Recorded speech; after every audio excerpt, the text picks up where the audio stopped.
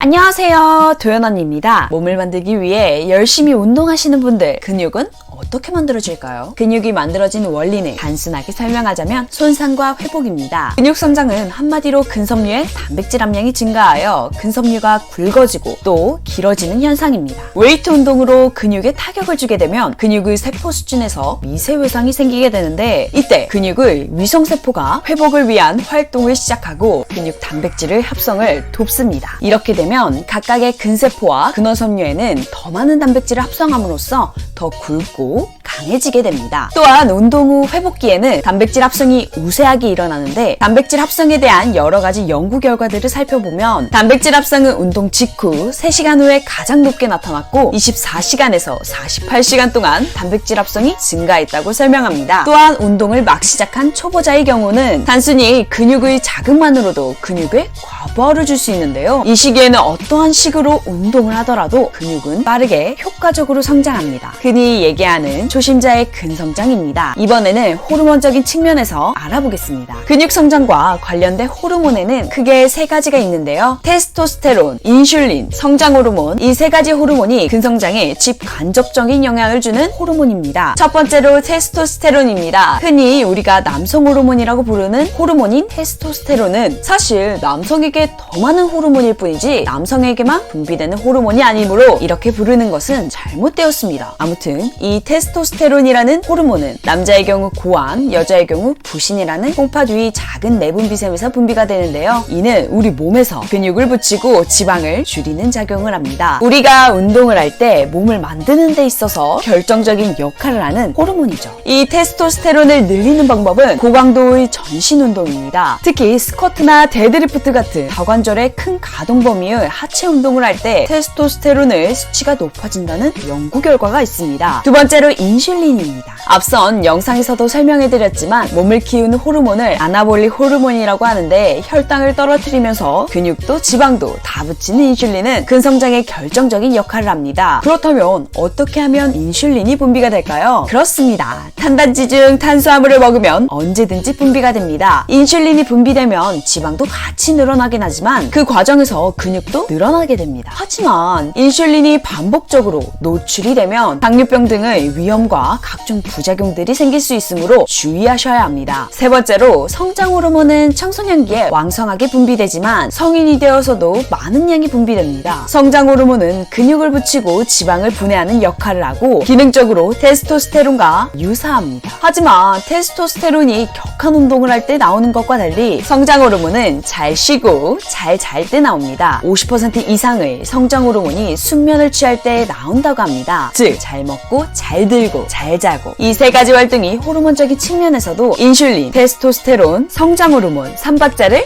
완성시키는 비결입니다.